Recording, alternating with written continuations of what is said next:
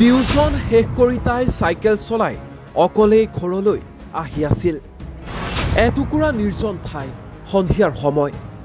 পূৰ্বৰে পৰা বাইকত খাপ পিটি ৰাস্তাত ৰৈ আছিল তিনিটাকৈ দানৱ। তিনি দানৱৰ টাৰ্গেট আছিল 10ম শ্ৰেণীত পঢ়ি থকা অসমীয়া কিশোৰীগৰাকী। চেক বুজি তিনি দানৱ জঁপিয়াই পৰিল অসমীয়া কিশোৰীগৰাকীৰ ওপৰত। জোৰ জবৰদস্তি তিনি পাখণ্ডই খুলি পেলালে তাইৰ সকলো কাপোৰ। তাইক সম্পূৰ্ণ উলংগ কৰি এটা এটাকৈ তিনি পাখণ্ড জঁপিয়াই পৰিল তাইৰ দেহৰ ওপৰত। তিনিটাকৈ পাখণ্ডই দলবদ্ধভাৱে ধৰ্ষণ কৰিলে এগৰাকী অসমীয়া কিশোৰীক। উলংগ অৱস্থাতে তাইক পথৰ দাঁতিত পেলাই থৈ গ'ল। প্ৰায় এঘণ্টা সময় ধৰি পথৰ দাঁতিতে পৰি থাকিল তাই মুমূৰ্ষ অৱস্থাত। ধিঙত সংঘটিত ভয়ংকৰ জঘন্য এই ধৰ্ষণ কাণ্ডই জোকাৰি গ'ল সমগ্ৰ ৰাজ্য। ঘটনা বৃহস্পতিবাৰৰ সন্ধিয়া। ঘটনাৰ স্থান নগাঁও জিলাৰ ধিং। 10ম শ্ৰেণীত পঢ়ি থকা এগৰাকী অসমীয়া কিশোৰী। টিউচন শেষ কৰি এইখন চাইকেলেৰে সন্ধিয়া প্ৰায় 6 মান বজাত অকলেই ঘৰলৈ আহি আছিল তাই। তেনে অৱস্থাতে পূৰ্বৰে পৰা খাপ পিটি থকা তিনি পাখণ্ডই কিশোৰীগৰাকীক টানি লৈ যায় নিৰ্জন এটুকুৰা ঠাইলৈ আৰু তাতেই কিশোৰীগৰাকীক উলংগ কৰি দলবদ্ধভাৱে ধৰ্ষণ কৰিলে তিনিটাকৈ পাখণ্ডই। ইয়াৰ পিছতে পথৰ দাঁতিত পেলাই থৈ যায় অসমীয়া কিশোৰীগৰাকীক। প্ৰায় এঘণ্টা সময় পথৰ দাঁতিতে পৰি থকা কিশোৰীগৰাকীক অৱশেষত দেখে পথচাৰীয়ে। মুমূৰ্ষ অৱস্থাত কিশোৰীগৰাকীক উদ্ধাৰ কৰি লৈ যোৱা হয় নগাঁও অসামৰিক চিকিৎসালয়লৈ। এই ঘটনা পোহৰলৈ অহাৰ পিছতেই সমগ্ৰ অসম কঁপাই তুলিলে। ধৰ্ষণকাৰীক গ্ৰেপ্তাৰ কৰি ফাঁচীৰ দাবীত তথা এনকাউণ্টাৰৰ দাবীত ৰাজপথলৈ ওলাই আহিল হাজাৰ হাজাৰ লোক। দৃশ্য এয়া।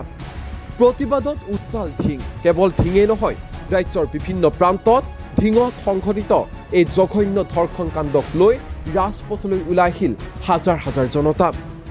প্ৰতিবাদকাৰীৰ দাবী, কোনো কাৰণতে বাচি যাব নোৱাৰিব ধৰ্ষণকাৰী।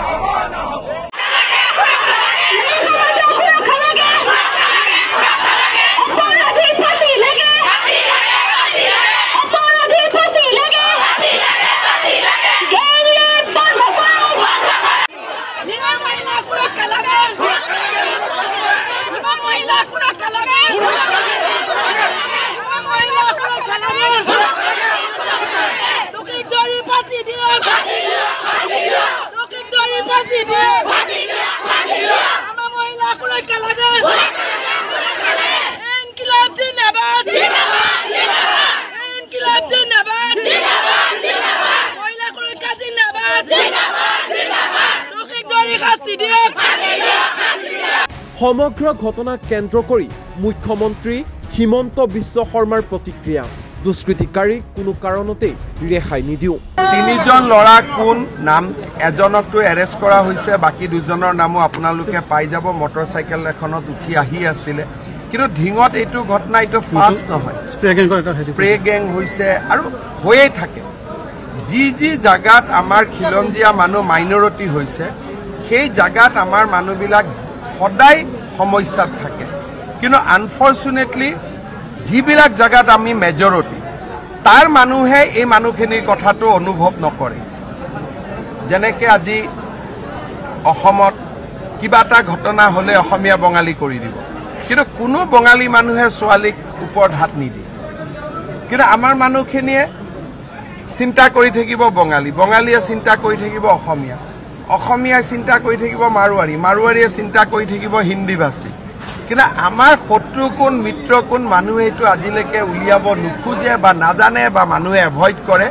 Date is the biggest irony. সেইটোৱে আজি আমাৰ আটাইতকৈ ডাঙৰ সমস্যা। চৰকাৰে পদক্ষেপ লৈ থাকিব, কিন্তু মানুহৰ ভিতৰত থকা যিটো জন্তু সেই জন্তুটোক চৰকাৰে কেনেকৈ আগত বুজি উঠিব এইটোতো ঘটনাৰ পিছতহে চৰকাৰে গম পায় ধিঙৰ এই ভয়ংকৰ জঘন্য ধৰ্ষণ কাণ্ডৰ তদন্ত প্ৰক্ৰিয়া আগবঢ়াই নি আৰক্ষীৰ সফলতা ধিঙৰ ভয়ংকৰ জঘন্য ধৰ্ষণ কাণ্ডৰ এটা পাখণ্ডক গ্ৰেপ্তাৰ কৰিবলৈ সক্ষম হৈছে আৰক্ষীয়ে গ্ৰেপ্তাৰ কৰিছে অসমীয়া কিশোৰী ধৰ্ষণকাৰী পাখণ্ড এইটো তাফাজুল ইছলামক বৰ্তমানেও পলাতক আন 2 পাখণ্ড ধৰ্ষণকাৰী আৰক্ষীৰ দাবী শীঘ্ৰে গ্ৰেপ্তাৰ কৰা হ'ব আন 2 ধৰ্ষণকাৰীকো যোৱাকালি সন্ধিয়া 6:30 মান বজাত এটা ইয়াত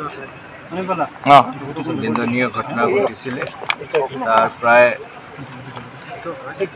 1 ঘণ্টা 1.5 ঘণ্টা পিছত স্থানীয় আৰক্ষী অধীক্ষকে মোক ঘটনাৰ বিষয়ে জনাইছিল লগে লগে আমি এই ঘটনাৰ বিষয়ে মাননীয় মুখ্যমন্ত্ৰী ডাঙৰীয়াক জনাইছিলোঁ আৰু আৰক্ষী অধীক্ষকক নিৰ্দেশ দিয়া হৈছিল যে নিজে ঘটনাস্থলীত গৈ তদন্ত আৰম্ভ কৰিব লাগে ঘটনাৰ বিষয়ে আপোনালোকে ডিটেইলছ গম পাইছে যিজনী ছোৱালীৰ লগত দুষ্কৰ্ম হৈছে তাই 14 বছৰীয়া সেইকাৰণে মই সঠিক ডিটেইলছ দিব খোজা নাই ইন দ্য মিন টাইম আমাৰ পক্সো এক্টত আৰু ৰেপৰ ছেকশ্যনত ৰেজিষ্ট কৰা হৈছে যোৱাকালি ৰাতি প্ৰায় গোটেই ৰাতি মই আৰক্ষী অধীক্ষকৰ লগত টাচত আছিলোঁ কি তেওঁলোকে কৰিছে ক'ত ক'ত অপাৰেশ্যন চলিছে এই বিষয়ে তেখেতে মোক জনাইছিল আৰু মই শিলচৰত থকা মাননীয় মুখ্যমন্ত্ৰী ডাঙৰীয়াকে জনাইছিলোঁ আৰু তেখেতৰ নিৰ্দেশ মৰ্মে মই ৰাতিপুৱা ইয়ালৈ আহিছোঁ ঘটনাস্থলী পৰিদৰ্শন কৰা হৈছে তাৰপিছত ছোৱালীজনীৰ ঘৰতো মই গৈছিলোঁ তেখেতৰ ঘৰৰ মানুহখিনিৰ লগতো কথা পাতিছোঁ তাৰপিছত ইয়াত আহি আমাৰ আৰক্ষী বিষয়াখিনি আছে তেওঁলোকৰ লগত কথা পাতিছোঁ তদন্তৰ অগ্ৰগতি বুজ লৈছোঁ তদন্তত আৰু কি কি কাম আছে কৰিবলৈ এইখিনি মই তেখেতক আমাৰ আৰক্ষী অধীক্ষক ডাঙৰীয়া আৰু পুলিচ টিমক জনাইছোঁ ইয়াত এতিয়ালৈকে এজন ছাছপেক্ট তেওঁলোকে আনিছে কিন্তু ওপৰত আমাৰ যথেষ্ট এভিডেঞ্চ আছে কিন্তু ফাৰ্ডাৰ কৰবৰেশ্যনৰ কাৰণে কোৱা হৈছে আৰু সোধপোছ কৰিবলৈ কোৱা হৈছে ADG SB ডাঙৰীয়াক কোৱা হৈছে যিটোকে আমাক যিখিনি টেকনিকেল ছাপোৰ্ট লাগে মোবাইল ডেটা ইত্যাদি সেইটো দিবলৈ কোৱা হৈছে চ' মই ভাবোঁ যে আৰু কিছু সময়ৰ ভিতৰত আমি মোবাইল ডেটা পাইছোঁ লগত আমাৰ যিখিনি আমি স্থানীয়ভাৱে গাঁওৰক্ষী বাহিনী হওক স্থানীয় মানুহৰ পৰা যিখিনি আমি খবৰ পাইছোঁ যিখিনি ইনফৰ্মেশ্যন পাইছোঁ আৰু টেকনিকেলি আমি সেইটো ছাপোৰ্ট কৰিবলৈ সক্ষম হ'ম মই ভাবোঁ যে তদন্ত ঠিক দিশত আগবাঢ়িছে আৰু খুব সোনকালে আমি গোটেইখিনি ডিটেইলছ গম পাম তাৰ বাহিৰে মই IG CR SP নগাঁও আৰু নগাঁৱৰ ডিষ্ট্ৰিক্ট কমিশ্যনাৰ ডাঙৰীয়াৰ লগতো আলোচনা কৰিছোঁ যিটোকে এনেকুৱা ঘটনা ইয়াত যোৱা কিছুদিন হৈ আছে সেইকাৰণে মই তেওঁলোকৰ লগত ডিছকাছ কৰিছোঁ যে আমাৰ এই গোটেই অঞ্চল তাৰমানে চামগুৰি দুপৰীয়া দুলীয়া টিং লাহৰীঘাট এই অঞ্চলত য'ত আমাৰ ইণ্টাৰ কমিউনিটি ইণ্টাৰফেচ আছে য'ত বেলেগ কমিউনিটি বেলেগ ধৰ্মৰ মানুহ থাকে তেওঁলোকৰ এটা জিঅ' টেগিং কৰিব লাগে জিঅ' লোকেট কৰিব লাগে গাঁও তাৰপিছত আমি গোটেই কামটো যদি নেক্সট কিছুদিনৰ ভিতৰত কৰিব পাৰোঁ তেতিয়া লগত আমি এটা এৰিয়া ছিকিউৰিটি প্লেন কৰি লওঁ গতিকে এনেকুৱা ঘটনাটো আৰম্ভ নহয় তাৰ বাহিৰে আবেলি সময়ত আৰু ৰাতিৰ সময়ত আমি অলপ ষ্ট্ৰং পেট্ৰলিং দিবলৈ নিশ্চিত কৰিছোঁ আৰক্ষী অধীক্ষক ডাঙৰীয়াক এই বিষয়ে নিৰ্দেশ দিয়া হৈছে বিশেষভাৱে য'ত গাৰ্লছ স্কুল আছে গাৰ্লছ টিউশ্যন চেণ্টাৰ আছে তেনেকুৱা জেগাত আমি কৈছোঁ য'ত ইণ্টাৰ কমিউনিটি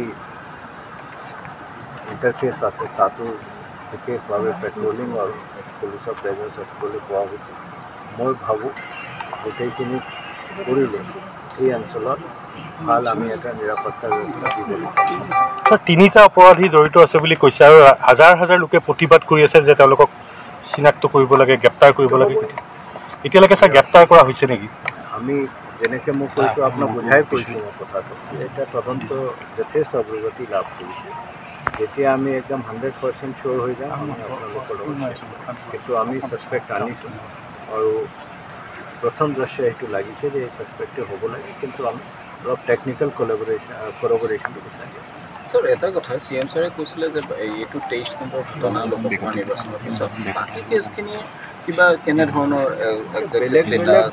বেলেগ বেলেগ জেগাত আউটৰেজিং মডেষ্টি ইত্যাদি ঘটনা হৈছে আপোনালোকে জানে আগতে ইত্যাদি দুটো ঘটনা হৈছিল তাৰপিছত আমি তাতো যথেষ্ট পুলিচ আহিছিলোঁ এইটো ঘটনা যাহক অসমৰ কোটি কোটি জনতাৰ এতিয়া এটাই দাবী ন্যায় পাওক ভুক্তভোগী কিশোৰীগৰাকীয়ে ধৰ্ষণকাৰী তিনি পাখণ্ডক হয় ফাঁচি দিয়ক নহয় এনকাউণ্টাৰ কৰক এই দাবীৰে এনেধৰণে প্ৰতিবাদ চলি আছে সমগ্ৰ অসমত নিউজ ডেস্ক এনিটক্স